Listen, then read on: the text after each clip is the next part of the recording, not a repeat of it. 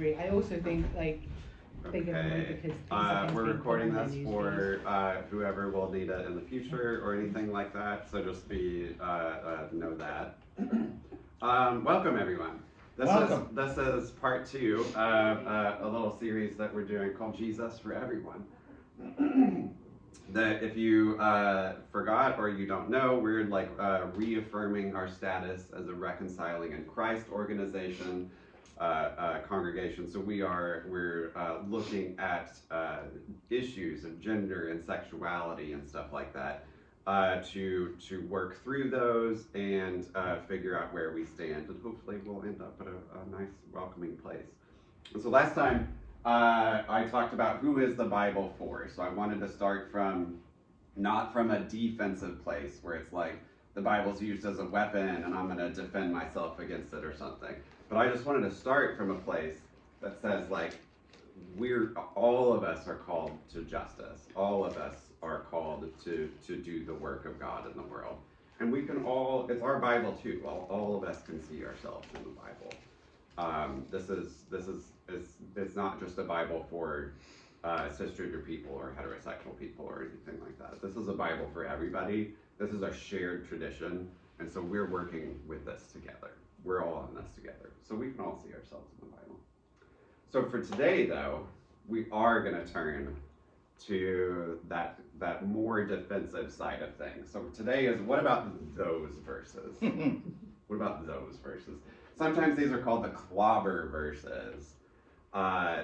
These are the verses in the Bible that are weaponized against queer people, trans people, stuff like that. And so I have a couple kind of guidelines before I start to kind of set the tone for how we're going to do this. And so the first one, two rules here. First one is we're going to read critically. And so this is, we are adults. This is not 5-year-old Sunday school. This is not shut off your brain when you walk into church time.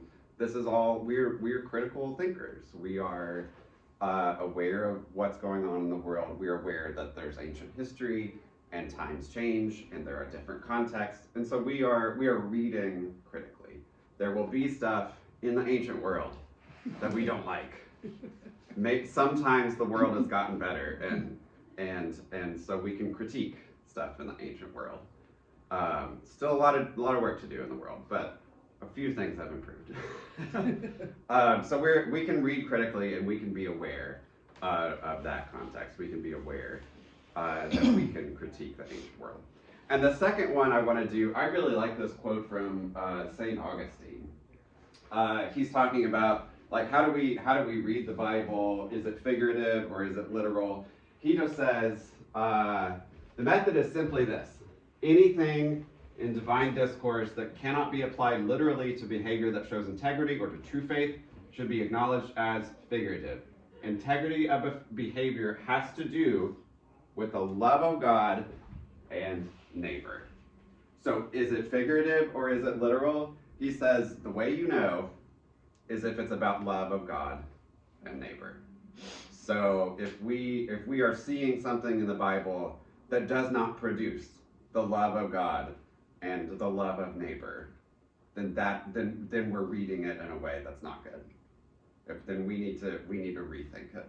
We need to read that as figurative. We need to read that in a different way. Does that make sense? Love of God is the basic hermeneutic here. Okay. Any questions before we get started? Okay, y'all feel free to interrupt me or anything if I talk too much. I'm gonna start at the beginning. This is Genesis 1. This is used a lot against especially trans people. God created humans in his image. In the image of God, he created them. Male and female, he created them. This is one of the sillier arguments to me because the idea is, first of all, the idea is from their argument, this is the divine order. So there's male and there's female, and that's the way it should be.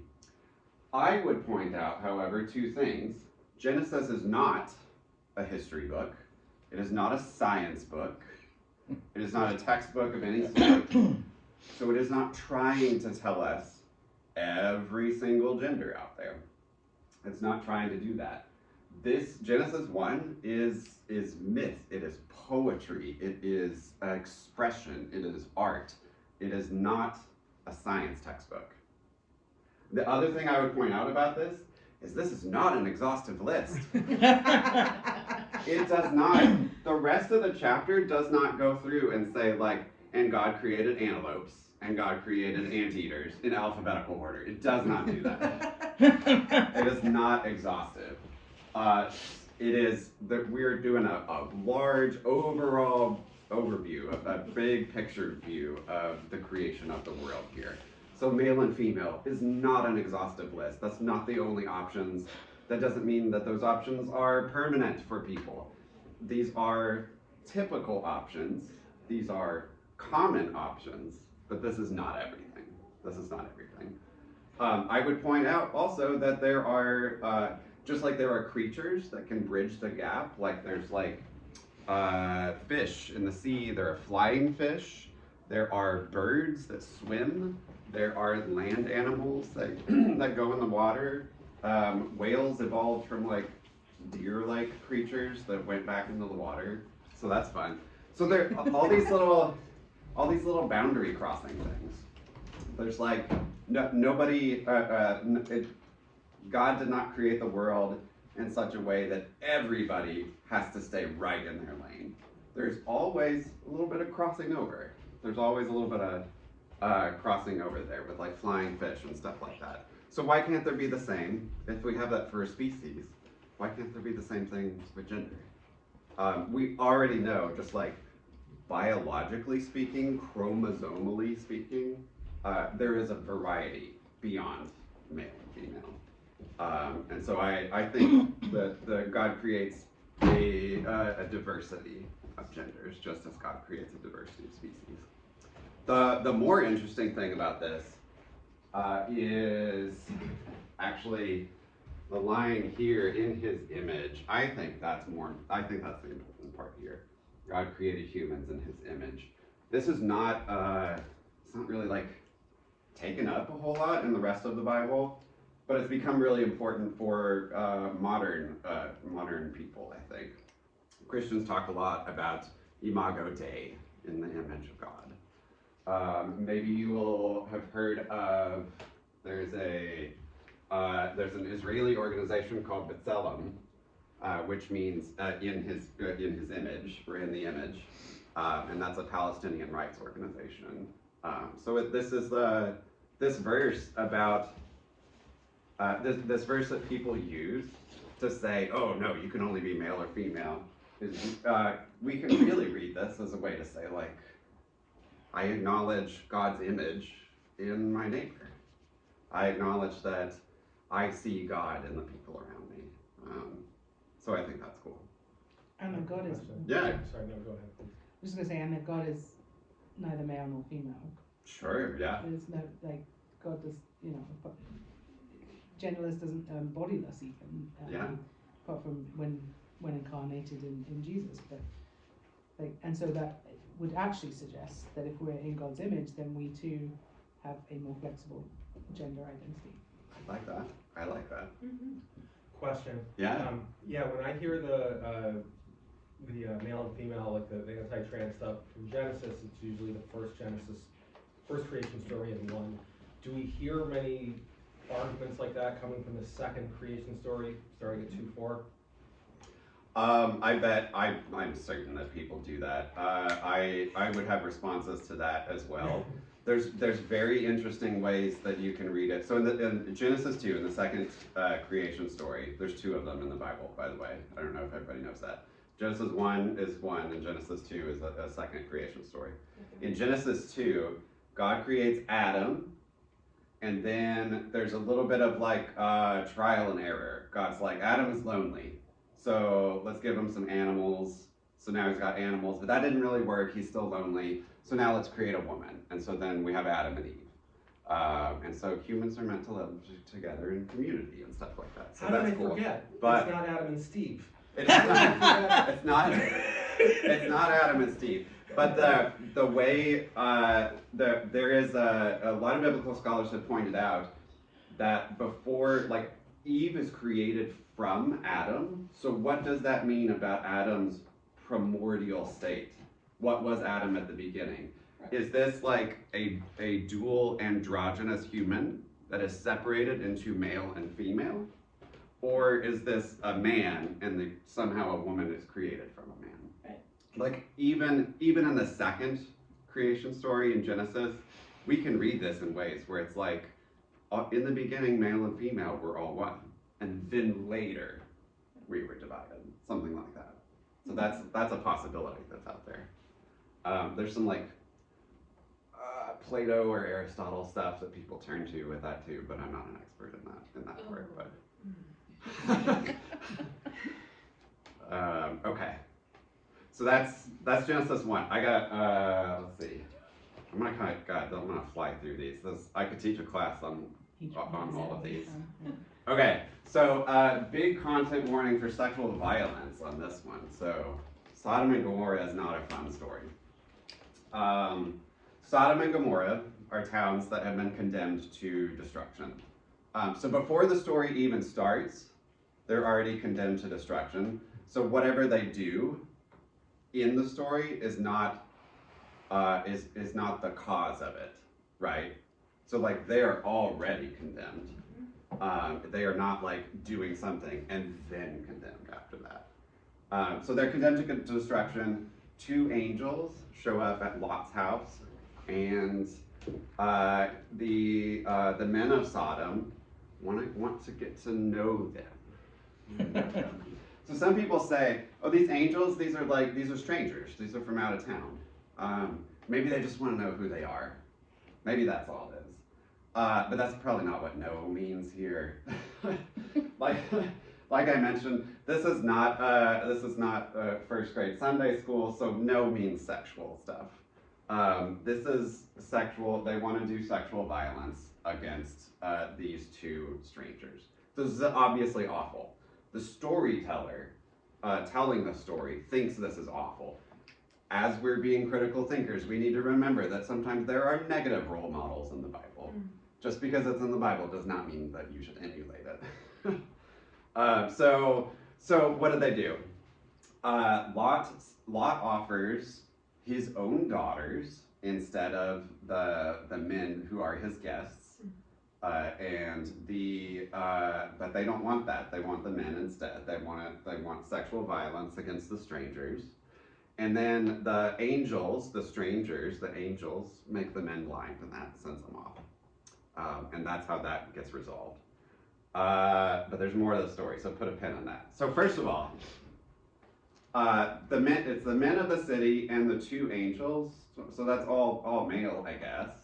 But there's a very similar story in Judges 19 where men of the city are banging at the door trying to get at a female concubine. And nobody uses that story to say, this is why heterosexuality is a sin. Nobody says that.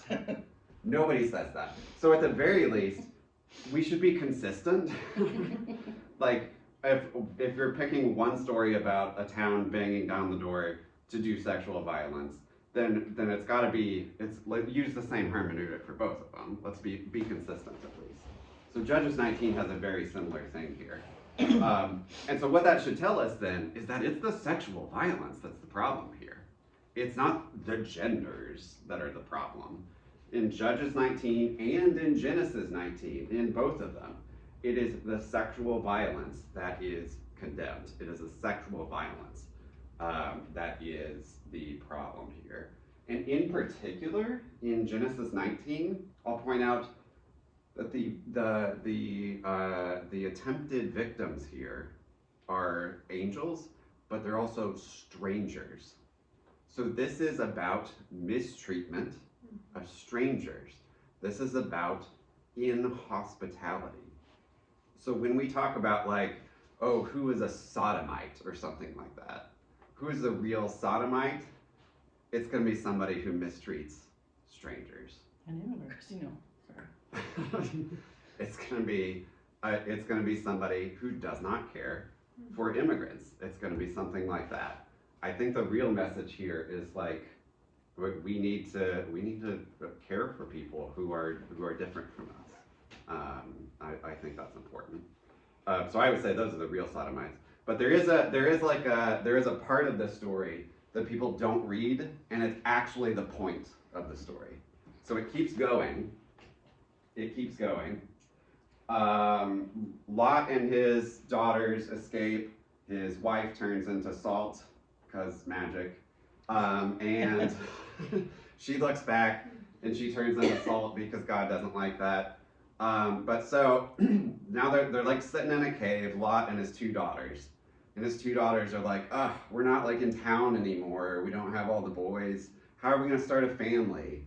And so they think, remember, don't emulate everything in the Bible. They think, let's have sex with dad.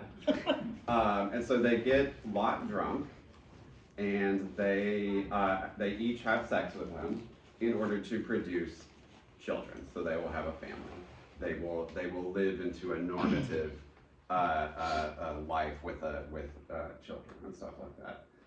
The point of this story then, the storyteller tells us, oh yeah, the firstborn, that one is the ancestor of the Moabites. The second one is the ancestor of the Ammonites. So these are two neighboring nations around Israel and Judah. So what the storyteller is doing here is saying like, oh, our neighbors, our competitors, our rivals over there across the river, these guys came from the most terrible situation. These guys came from a shameful situation. We don't like them. So this is called an etiology. Etiology. Which I think is further complicated in sort of biblical narrative because Moses marries a Moabite. Yeah. So you have this kind of like love-hate relationship with these neighbors who like where you've got some stories are like, oh, these terrible people who like came from incest, and then you've got other stories that are like, yeah, but we need to embrace and love the stranger, and of course Ruth also is Ruth him. Yeah, Ruth is a Moabite. So you've got this kind of interweaving of like how you should handle and deal with strangers. So. The Bible is constantly in debate with itself about how we should treat strangers. Sometimes we have the more human and limited moments, like these verses here, that are like, I'm going to tell the story of my neighbors, and I'm going to tell it in the most shameful way possible. They come from a terrible sexual violence, sexual immorality situation. And sometimes we're going to say, oh, I'm going to tell the story of my neighbor Ruth, who is a righteous Moabite, and she's really cool, and we love that. And who David came from. And yeah, the end of the story of Ruth says like, oh, by the way, this is the ancestor of David. So if you don't like Moabites, you don't like David. Yeah. So I think this is important. So this is an etiology. Genesis has a bunch of these. Scholars have like identified a number of stories in Genesis that are like, the idea is like the little kids are like sitting around the campfire and they're like, Daddy, Mommy, tell me the story of how blah, blah, blah got its name or something. And so then they'll say, oh, and Jacob did this and Esau did this, and that's how this got its name. And so there's a lot of these like etiologies in here, including for peoples. So that's the point of Genesis 19 for the original author. Yeah. How did Sodom get its name? Oh, I don't know. I don't know that one. I don't know what Sodom means in Hebrew.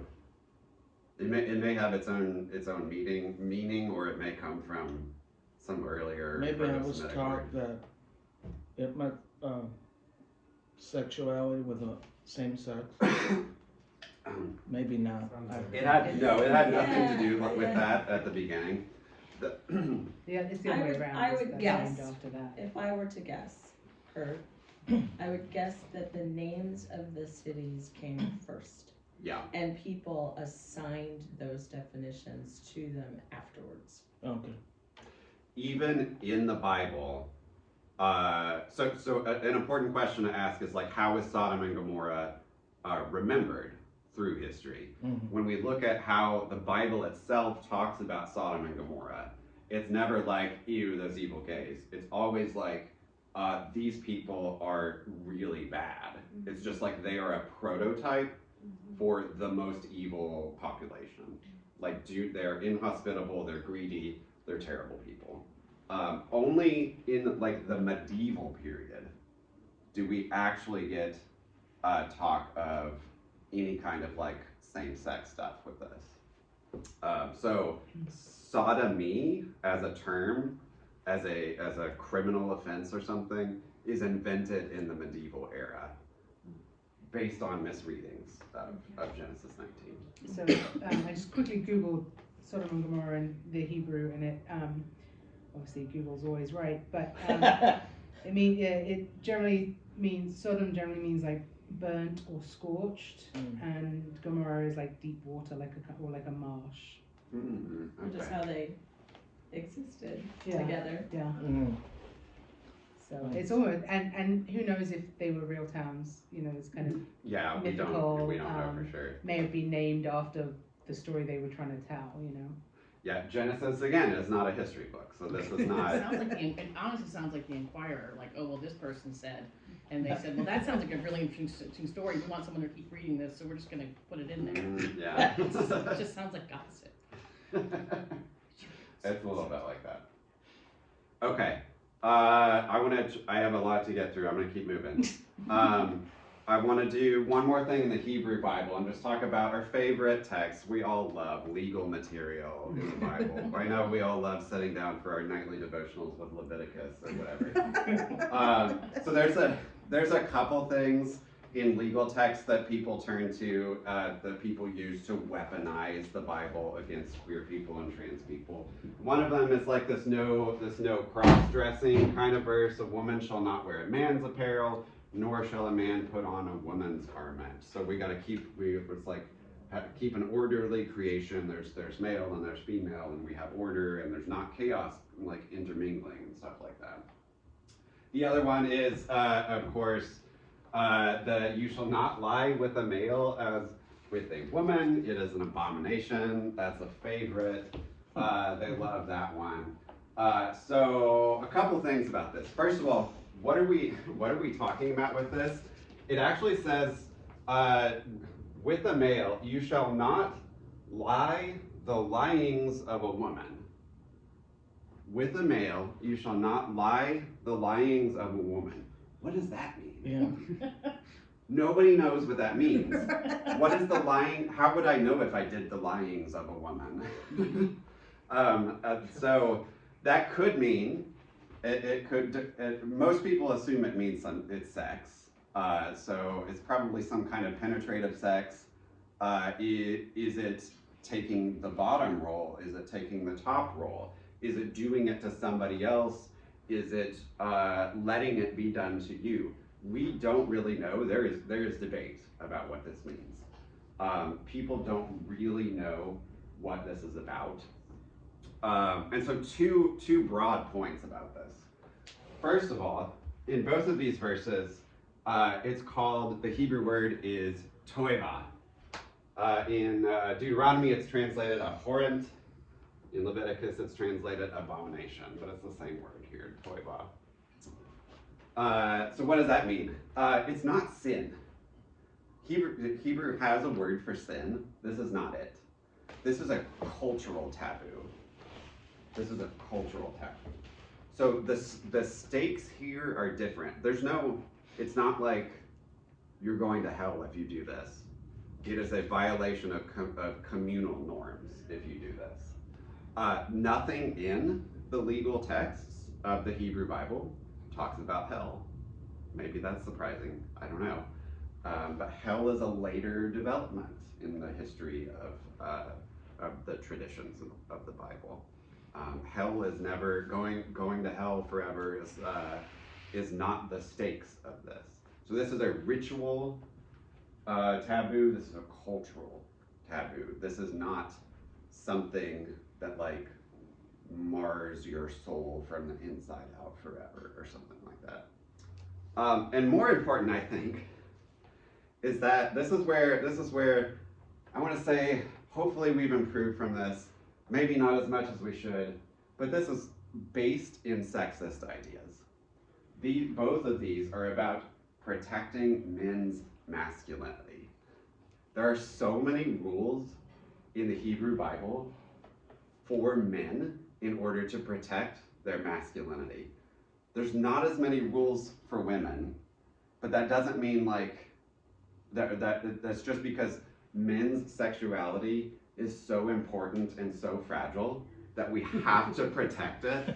We have to have so many rules about what you can and cannot do to protect your own masculinity and to protect the masculinity of your neighbor, your other men.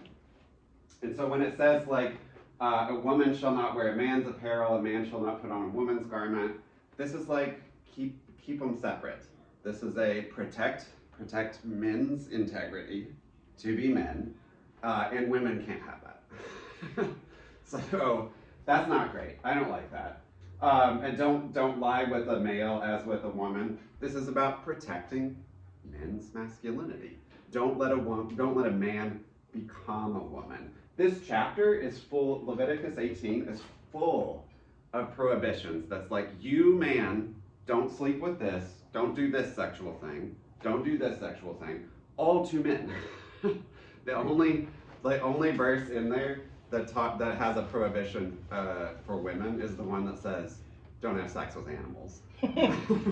So everything else is about protecting masculinity. So all of this comes from a cultural perspective that is informed by putting men first. And so when we think about this, I think about the Augustine thing. Like, what's the way to read this with love? I cannot take this literally and read this with love, because I am in a different spot. I don't want men to be the focus of everything. I don't want all these rules for masculinity. What the ideal is protecting body integrity, protecting the honor of yourself and the people around you. Maybe those are like some figurative things we could get from this. But taking it literal, bringing it right up to the present is not going to be helpful. Yes? Something really helpful you just said. Often, so the way it might go is like, if somebody says, Leviticus 18:22, gays are blah, blah, and someone says, well, in, it also says you have to separate you can't have mixed fabrics, so goodbye cotton polyester blend, penalty, blah, blah, blah, so how could that mean? But then people often say, but you're supposed to keep the moral laws and not the purely cultural ones. Jews can have the cultural ones, but we Christians and everyone have to take the moral ones. What's cool about what you're saying is that Leviticus 18:22 is not one of the moral ones. The Hebrew Bible doesn't make that distinction even. It's not even like, oh, here's a list of moral ones and here's a list of like cultural ones or something. It's just like, these are all for Israel. These are all the national laws of Israel. Well, I guess what I mean is like, there's that, and then also it's how we've ingrained it in ourselves to assume that that's a moral question. So, oh, right, I guess there are moral ones, and but we only, it's a question begging. We only think it's moral because we've been told it's moral. Yeah, I think that's right. I have a theory. Yeah, go And for this it. is based on an argument I got in very recently, like a month or two, a couple months ago. This sounds to me like, and this is the premise of this protecting men's masculinity, is really about making sure we keep making babies. So it sounds like all of those rules are intended to like, you do these things because we need more children. So women don't have sex with animals because you can't make a baby. Yeah. You know what I mean? And it's a lot of this, the tone of this protecting men's masculinity, when you get to the core of the fear, when you have these arguments at a table at 2 a.m. over alcohol, is that there are not enough women, like women need to prioritize like having sex to make babies because we are not making enough children, and it just seems to be really jerky guys that are worried about that. And my theory was maybe if you were a jerk, you make more kids. But but that seems to be like, this is very much like, if you're going to think about it from like a law perspective or whatever, it's not even more. It's like a moral directive of procreation. Like that's like your priority really should be that. And that's what we have to focus on, because as people, you know, we're gonna go away, no one you know what I mean? It's just like this idea that the only way to maintain who we are is to make more of us and to make more than we started with. And it just seems to me like that's where a lot of this like protecting men's masculinity comes from. It's I just think fear that's of not having other generations coming forward. But about protecting like who the kids belong to also, like knowing that, like they don't have like easy access to condoms and contraceptive and stuff like that in the ancient world. I mean, you could like use a cat's gut or something like that, like medieval England or whatever. But they don't have like it's a lot more difficult to tell where a kid comes from because they don't have they don't have Mari to do like a parenting test or whatever. So there's so many rules about like, let the women need to be pregnant and the men need to be protected and have their masculinity protected and stuff. And that we have to keep all these rules so that it all gets sorted out. God forbid you like welcome a stranger's kid into your house or something like that. So you got to make sure that your possessions, your manly possessions, your property goes down to your child that you produced with your own seed and stuff like that. So tons of rules to protect masculinity here. Okay. Two more things. We're gonna switch to the New Testament. So that's Hebrew Bible. There's more I could say, but let's do some New Testament. There's one in Romans that people turn to. For this reason, God gave them over to dishonorable passions. Their females exchanged natural intercourse for unnatural. And in the same way, also the males, giving up natural intercourse with females, were consumed with their passionate desires for one another. Ooh, it's getting spicy. So one of the things that a professor in college said to me, he would always say to the class, when you see a therefore, you have to figure out what it's there for. So, for this reason, this is a therefore. This is a therefore. For what reason? What are we talking about? Well, there's a context to this. There's verses that come before this. So what in the context it is saying, the Gentiles, they messed up and they went and followed idols. They worshipped idols. They worshipped Zeus or Aphrodite or whatever.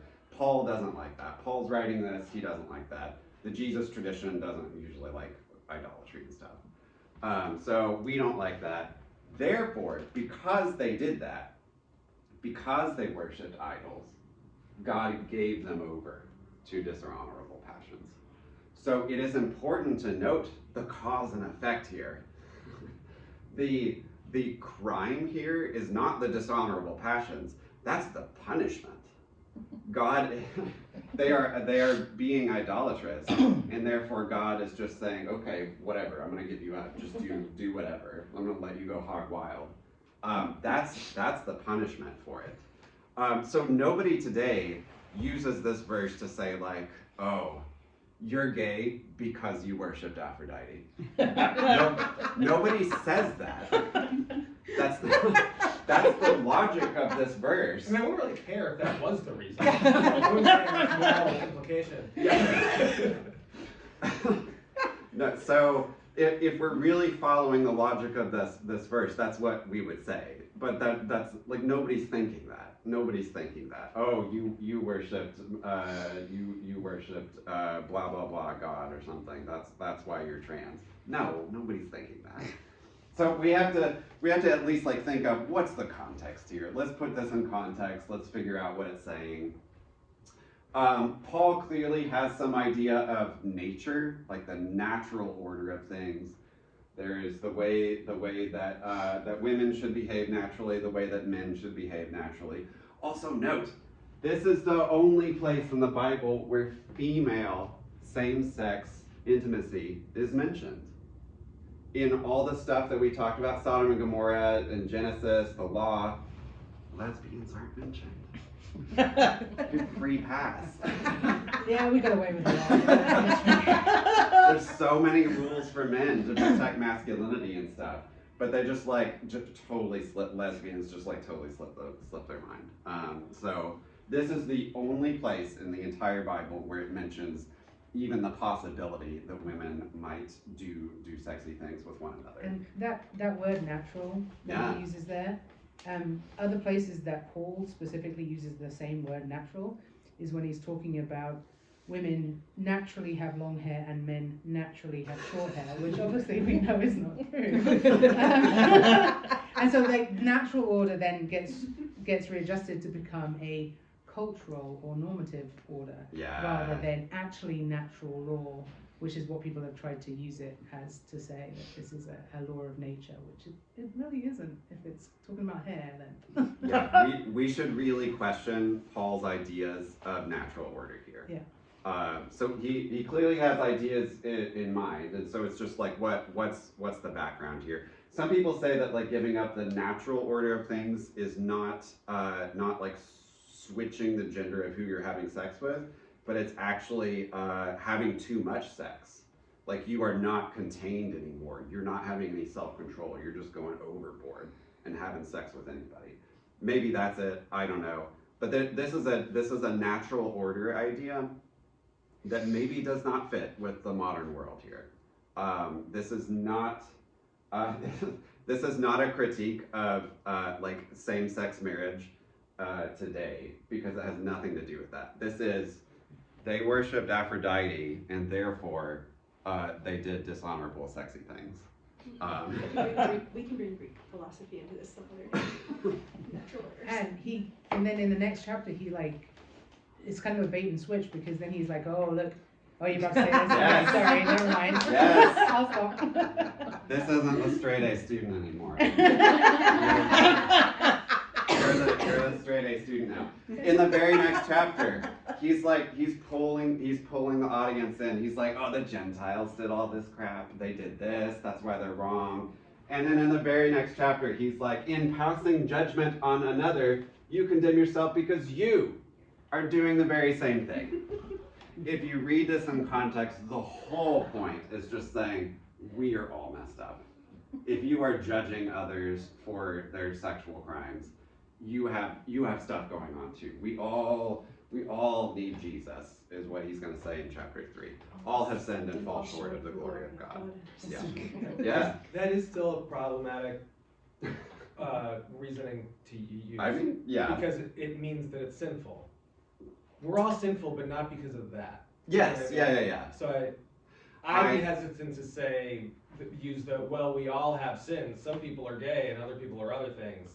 Kind of. Yeah, I don't like that, but I think the point is just using it as a weapon. It's just always going to come back to you. Right.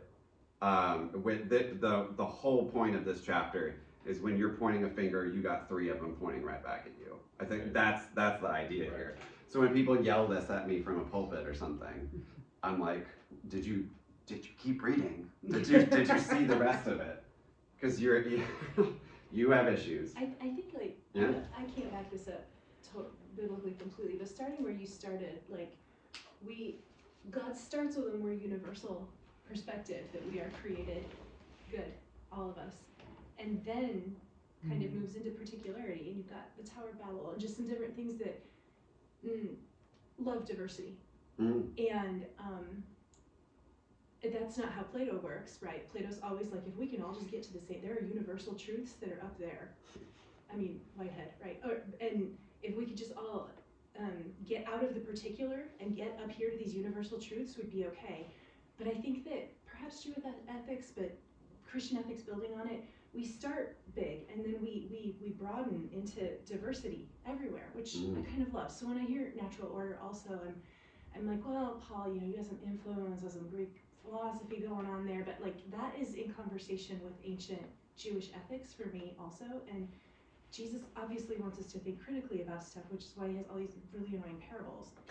So we are in very good standing to be picking things apart, as you're teaching us to do right now. So I don't know, it's just a little observation on And natural the order. idea of natural order, I think, is a very modern construction anyway. Well, As in modern being historical era of modernity I rather think, than like natural order. The modern concept. philosophy, I think, much of it is just what a lot of what we think now is just one big old footnote to Plato. Some Yeah. of it. Yeah, that's fair. Aristotle- No, that's fair. Aristotle true. was looking a little more particular as his student, but really we're just, if we're all universal truth Yeah. stuff all the time, yeah, I don't know, it's a much larger conversation. But I mean like Sorry. natural order as in kind of looking at nature to derive laws for sort of physics, and so like that's Mm. that's what I mean, like a kind of a modern construction that started happening in the kind of the 18th century. We They start looking at nature and being like, oh, like we can We all derive modern yeah. rules. Hey Jared, what's it say about 1 Corinthians? I just want to be mindful of the time. Jared, maybe we have another session with you, but thank you for like teaching us about early Yeah. courses, and it's like not the most enjoyable conversation topic, and yet I'm really grateful. that- Yeah, absolutely. Okay, if anybody needs to go for the second service, now's a good time. But otherwise, we're gonna finish up real quickly here. This is the last one. 1 Corinthians. So there's two words here in 1 Corinthians that are problematic. One of them is malakoi, and the other is arsenokoitai. And so these are some that, like, if you're growing up in the 2000s like me and you're gay, you just like learned these words and how to dissect them and stuff like that. You studied all the biblical arguments about this. And so what do these words mean? Well, first of all, we don't really know. The NRSV, the New Revised Standard Version, in 1989, translated this as male prostitutes and sodomites. Well, we already know. Sodomites is a terrible translation for this. It has nothing to do with sexuality. Sodomy is about mistreatment of people, mistreatment of foreigners in sexual violence or something. It's not about same-sex intercourse. So that's a bad translation. So they updated it. The NRSV UE, that stands for Updated Edition, they changed it to men who engage in illicit sex. So they're kind of like, there's men involved here, but we don't really know what it means. It's kind of vague. So the two words here, malakoi, means soft, just soft ones. So a lot of people have thought this means like really effeminate, like, oh, these are the bottoms or something. Like these are the these are the bottoms, something like that. It may not be that. It could be soft, meaning like you are not being hard enough on yourself.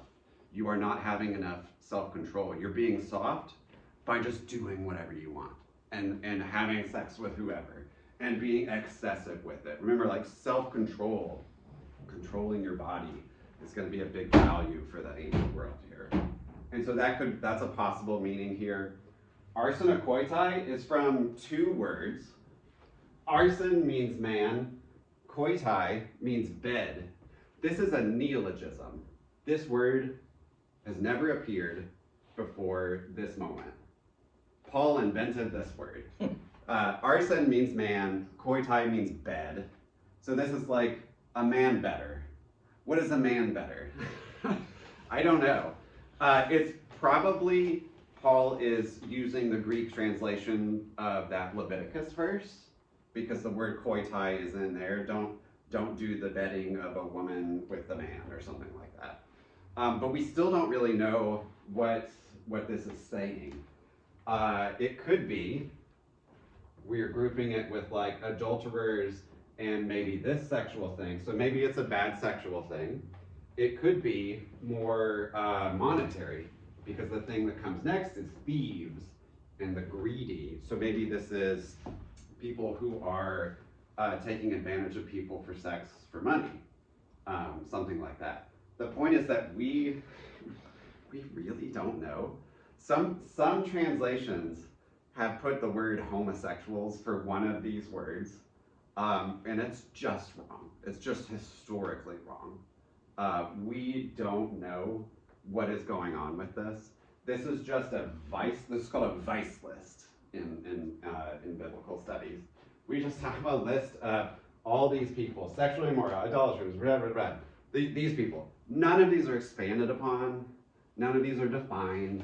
This is just a list of all the people that Paul thinks are doing it wrong. So what do any of these mean we can't say for sure. But we can be critical thinkers, and we can read this in saying that, like, what would our ethics today be? What would taking advantage of somebody sexually look like today? And maybe that's how we should interpret it. Maybe that's the way that we should feel about it for today.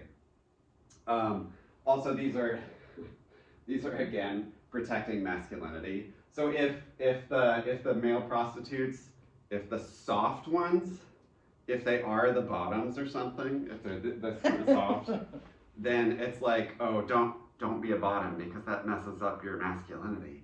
You're not a man anymore. So it could be that sort of thing. So we don't really know what's in the background here. Meanings are not clear, but it seems like we're protecting masculinity and some ancient ideas of sexuality and gender here. That included culturally the kind of the soft ones would have included like young boys. So you also have an element of Yeah, pedophilia in there as well, which is it's a very different very cultural different context. thing. Yeah. Yeah. Yeah. Okay. So in conclusion, these clobber verses, most of them are about protecting ideals of masculinity and other cultural values. Some of them are sexist, some of them are even xenophobic, like, oh, we don't like Moab or the Ammonites or something like that. So we really need to have critical thinking and place these in their context. Do I share those same ideals about masculinity? No. Then maybe I need to rethink how I'm reading this. Maybe I need to read this more figuratively, like Augustine says. If I'm not seeing the love of God and the love of neighbor in that interpretation, then I need to read it differently. I need to read this in a way that is not weaponizing it against the people around me. Yeah. Okay, I think that's a good place to stop. Yay. Thanks, Jamie. Okay, thank y'all so much for being here. Thank Any questions or anything? That's awesome. Thank you so I much. feel like Thank I you. feel like We'll go I get flew through a whole kids. semester here. Yeah.